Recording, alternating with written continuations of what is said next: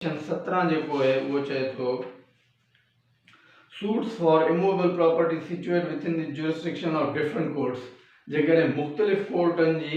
jurisdiction में immovable property हुजे तो पोइ सूट किथे दाख़िल थींदो where a suit is to obtain relief respecting or compensation for wrong to immovable property situated within the jurisdiction of different courts. The suit may be instituted in any court within the local limits. अच्छा इनमें हिकिड़ी शइ तव्हांखे clear करे छॾूं section 17 में जेके ज़हन में रखण जहिड़ियूं जेके शयूं आहिनि जेके क्वेश्चन में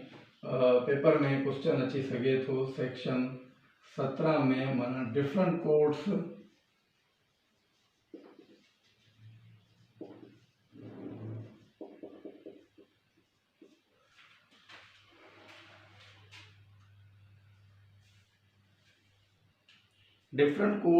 जंहिंमें इमूवेबल प्रॉपर्टी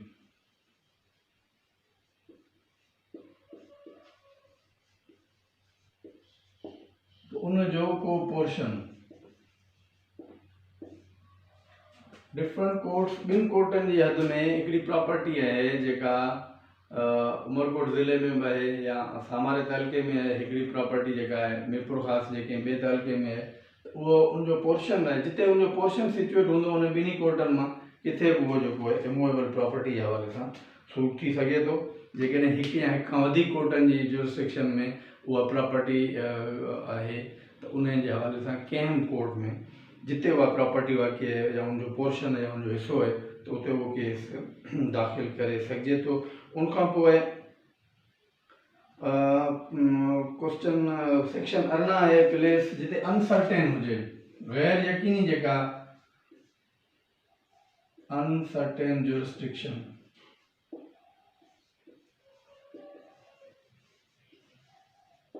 अनसर्टेन जुरिस्डिक्शन जिते हूंदी उते उहो जिते क्वेश्चन में अनसर्टेन लफ़्ज़ अची वञे अहिड़ो त तव्हां सम्झी वञो सेक्शन 18 उते जेको एग्ज़िस्ट कंदो पर उहो स्टेटमेंट खां अच्छा हुन हिकिड़ी शइ ॿी नोट करणी जहिड़ी आहे स्टेटमेंट कोर्ट जेका आहे असां स्टेटमेंट रिकॉर्ड कंदी उनखां बाद में उहो सूट इंस्टीट्यूट करण जो हुकुम ॾेई सघे थी इहो 18 उनखां पोइ 19 आहे suit for compensation for wrong to person or movables या मूवेबल प्रॉपर्टी जेका चुंडर फिरंदड़ जी मोबाइल है मोबाइल मोटरसाइकिल है मूवेबल प्रॉपर्टी है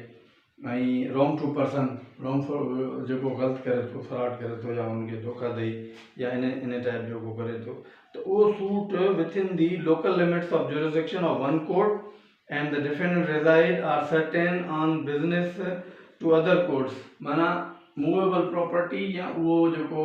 कॉज ऑफ एक्शन है वो हिते हिकिड़ी जाइ ते अराइज कयो जी मिसाल इनमें है त ए रिजाइडिंग इन Karachi beats be in Quetta ए कराची में रहे थो हुन सां विढ़ियो कोयटा में त हाणे बी जेको आहे उहो कोयटा में केस करे सघे थो ऐं कराची में पर हिकिड़ी जॻह ते करे सघे थो सिर्फ़ु पाकिस्तान जी जुरिस्डिक्शन में हिकिड़ी जॻह ते करे सघे थो त उनखां पोइ सेक्शन 20 में इहो आहे त ॿिया जेके सूट आहिनि हाणे हिन खां मथे जेके बि अची विया हलिया सेक्शन 16 17 18 19 उनखां अलावा जेके सूट वग़ैरह हूंदा जंहिंमें डिफेंडेंट या कॉज ऑफ एक्शन डिफेंडेंट जिते रिहाइश है या कॉज ऑफ एक्शन जिते उन मां कंहिं जॻह ते उहो सूट करे सघिजे थो उनखां बाद में असांजो हाणे इहे थी विया हलिया 1 खां 12 ताईं असां पढ़ियो 15 खां 20 ताईं असां इहे शयूं तव्हांखे क्लियर करे छॾियूं उनखां पोइ हाणे असीं ईंदासीं मिसलेनियस सेक्शन जेके आहिनि कुझु सफ़ा ईज़ी बिल्कुलु सिंपल सेक्शन जेके असांजे उनमें कुझु शयूं जेके आहिनि उहे लाज़मी जेके शयूं आहिनि उहे असांखे हिन में ज़हन में रखण जहिड़ियूं आहिनि सेक्शन 47 ईंदो हाणे सेक्शन 47 जे हवाले सां question to be determined by the court executing decree questions to be determined by the court executing decree section 40 अच्छा हिकिड़ी डिग्री अची वई हली मुंहिंजे हक़ में ही फ़ैसिलो आयो हाणे उहा कोर्ट उनखे एग्ज़ीक्यूट कराईंदी माना अजरा कराईंदी माना उनखे जारी कराईंदी उन ते अमल कराईंदी उन डिग्री ते उनखे चइबो एग्ज़ीक्यूट कराइणु हाणे एग्ज़ीक्यूशन जंहिं कोर्ट डिग्री जारी कई उहा बि करे सघे थी ऐं उहा कोर्ट जी मिसाल आहे एग्ज़ीक्यूशन डिग्री थी उमरकोट में उन जंहिंजे ख़िलाफ़ जजमेंट डेटर जंहिंखे चऊं हाणे तव्हांजे ज़हन में क्लियर हूंदो असां हुनमें डेफिनेशन क्लास में पढ़ी आया आहियूं जजमेंट डेटर माना जंहिंजे ख़िलाफ़ उहा डिग्री आई उहो माण्हू या उनजी प्रॉपर्टी जेका आहे उहा पंजाब जे कंहिं इलाइक़े में आहे त उहो माण्हू उनजी जेका डिग्री थींदी उहा एग्ज़ीक्यूट थींदी उहा उन जिते प्रॉपर्टी वाक़ई आहे उन कोर्ट में ट्रांसफ़र कराए सघे थो हिन में जेके शयूं ज़हन में रखण जहिड़ियूं आहिनि पोइ उहा जेका एग्ज़ीक्यूटिंग कोर्ट हूंदी डिग्री भले हिकिड़ी कोर्ट पास करे पर जेका एग्ज़ीक्यूट कराए पई एग्ज़ीक्यूटिंग कोर्ट उहा हूंदी पोइ उन में चाहे उहो ट्रांसफ़र थी कंहिं ॿिए इलाइक़े में ॿी कोर्ट में हलियो वञे या उहा कोर्ट जंहिं डिग्री पास कई उहा त वेल एंड गुड थी वेंदी पर बहरहाल जेका कोर्ट एग्ज़ीक्यूट कराईंदी उहा एग्ज़ीक्यूटिंग कोर्ट हूंदी त उन हवाले सां हिन में ऐं जेको हुनजी असां वर्डिंग पढ़ना all questions arising between the parties to the suit in which the decree was passed are their representative and relating to execute discharge or satisfaction of decree execution discharge satisfaction of degree माना ही जेके टे शयूं execution जे हवाले सां discharge जे हवाले सां satisfaction of decree जे हवाले सां ऑल क्वेश्चन जेके क्वेश्चन उनमें पैदा थींदा उन एग्ज़ीक्यूशन में उहे ही चए थो त shall be determined by the court executing the decree जेका कोर्ट एग्ज़ीक्यूट करे पई डिग्री खे उहा ई कोर्ट इन्हनि सवालनि खे डिटरमाइन कंदी इन्हनि जो हल कढंदी इन्हनि जो जवाबु ॾींदी कंहिंजो एग्ज़ीक्यूशन जे हवाले सां डिस्चार्ज जे हवाले सां सेटिस्फेक्शन ऑफ डिग्री जे हवाले सां जेके क्वेश्चन राइज़ कंदा उन्हनि खे लाज़मी तौर ते उहा एग्ज़ीक्यूटिंग कोर्ट ई डिटरमाइन कंदी उन साॻी डिग्री प्रोसीडिंग एग्ज़ीक्यूशन प्रोसीडिंग्स में न के सेपरेट सूट ते माना इन में एग्ज़ीक्यूशन प्रोसीडिंग में को सेपरेट सूट दाख़िल कोन थींदो सिंपल एप्लीकेशन ॾिबी डिग्री ते एग्ज़ीक्यूशन कराइण लाइ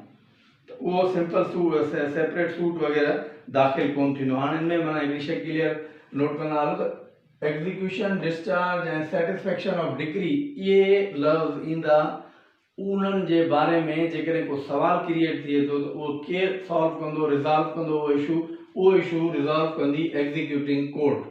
जेका उन डिग्री खे एग्ज़ीक्यूट कराए रही हूंदी पोइ उहा हुजे जंहिं उहा डिग्री जारी कई पास कई उहा कोर्ट थी सघे थी या उहा कोर्ट जिते उहा प्रॉपर्टी सिचुएट आहे उन डिग्री ट्रांसफ़र थी वियो उहा डिग्री ट्रांसफ़र थी वियो उन एग्ज़ीक्यूशन लाइ जेका बि उनखे एग्ज़ीक्यूट कराईंदी उहा एग्ज़ीक्यूटिंग कोर्ट हूंदी ऐं एग्ज़ीक्यूशन डिस्चार्ज ऐं सेटिस्फेक्शन ऑफ डिग्री जे हवाले सां जेके बि क्वेश्चन राइज़ थींदा उहो उन्हनि खे डिटरमाइन उहा कोर्ट कंदी हिकिड़ी शइ ॿी शइ इहा थी वई त हिन में कोर्ट जेका आहे कोर्ट जेका एग्ज़ीक्यूटिंग कोर्ट चाहे त डिग्री प्रोसीडिंग खे एग्ज़ीक्यूशन प्रोसीडिंग्स खे सूट में कन्वर्ट करे सघे थी या चाहे त सूट खे एग्ज़ीक्यूशन प्रोसीडिंग में कन्वर्ट करे सघे थी उहा कोर्ट एग्ज़ीक्यूटिंग कोर्ट जेकॾहिं चाहे ॿियो को बि न उनमें एप्लीकेशन असीं नथा ॾेई सघूं नई सूट लाइ अच्छा पर उनमें हिकिड़ी ॿी ॻाल्हि इहा थींदी त जेकॾहिं उहा कोर्ट उन खे कन्वर्जन करण में या उन में जेकॾहिं का एडिशनल कोर्ट फ़ी वठणु चाहे त वठी सघे थी उहा कोर्ट जेका एग्ज़ीक्यूटिंग कोर्ट हूंदी उहो execution discharge satisfaction of decree जे हवाले सां जेके सवाल अराइज़ थींदा उन्हनि खे डिटरमाइन कंदी उनखां पोइ एग्ज़ीक्यूटिंग कोर्ट एग्ज़ीक्यूशन प्रोसीडिंग्स के सूट में कन्वर्ट करे सघे थी सूट के एग्ज़ीक्यूशन प्रोसीडिंग्स में कन्वर्ट करे सघे थी एडिशनल फ़ी बि जेका आहे उहा चार्ज करे सघे थी उनखां अलावा इहो आहे त जेकॾहिं को रिप्रेजेंटेटिव जे हवाले सां को इशू आहे त उहो उनखे जेको आहे उहा साॻी एग्ज़ीक्यूटिंग कोर्ट उन इशू के हल करे सके थी। स्पेशल सूट वग़ैरह को बि जेको है सो इनमें दाख़िल कोन थींदो है। सिर्फ़ु हिकिड़ी जेका आहे उहा एप्लीकेशन फाइल थींदी है एग्जीक्यूशन कराइण लाइ। पोइ उहा एग्जीक्यूशन जेका डिग्री कोर्ट जेका डिग्री पास करे थी उहा बि कराए सघे थी। जेकॾहिं प्रॉपर्टी कंहिं ॿिए कोर्ट जी हद में आहे त उहा उड़न ट्रांसफ़र करे सघे थी। पर जेका कोर्ट एग्जीक्यूट कराईंदी डिग्री उहा ई सॾी वेंदी एग्जीक्यूटिंग कोर्ट। एग्जीक्यूटिंग कोर्ट खे इहो पावर आहे त हू एग्जीक्यूशन डिस्चार्ज ऐं सेटिस्फेक्शन ऑफ डिग्री जे हवाले सां जेकॾहिं को इशू आहे को क्वेश्चन अराइज़ थिए थो त उनखे डिटरमाइन करे सघे थी। सूट्स जी प्रोसीडिंग्स के कन्वर्ट करे सघे थी एग्जीक्यूटिंग प्रोसीडिंग्स में या एग्जीक्यूशन जी प्रोसीडिंग्स के कन्वर्ट करे सघे थी सूट में। एडिशनल फ़ी उन हवाले सां जेकॾहिं का चार्ज थिए थी त उहा बि करे सघे थी उहा ई एग्जीक्यूटिंग कोर्ट। त इन में इहे शयूं जेके आहिनि कुझु शयूं जेके तव्हांजे ज़हन में हुजणु खपनि जेके सवाल अची सघनि था 3 खां 4। ऐं हीअ अहिड़ा सेक्शन आहिनि जंहिंमें हर साल या हर दफ़े हर बारे हर लॉ गेट में हिकिड़ो क्वेश्चन ज़रूरु अचे थो। त उहे जेके 48-49 वारा जेके दोस्त आहिनि उन्हनि खे इहे शयूं ज़रूरु ज़हन में रखणु खपनि। छाकाणि त जेकॾहिं कॉन्सेप्ट क्लियर हूंदो जेकॾहिं सवाल अची वञो त एग्जीक्यूशन जे हवाले सां जेकॾहिं को क्वेश्चन अराइज़ थिए त उनखे केरु डिटरमाइन कंदो। जवाब जो हूंदो एग्जीक्यूटिंग कोर्ट। डिस्चार्ज जे हवाले डिग्री जे डिस्चार्ज जे हवाले सां को क्वेश्चन अराइज़ थिए executing court. Satisfaction of decree जे हवाले सां क्वेश्चन अचे त एग्जीक्यूटिंग कोर्ट। एडिशनल फ़ी केरु चार्ज करे सघे थो एग्जीक्यूटिंग कोर्ट। स्पेशल सूट इनमें को दाख़िल न थींदो।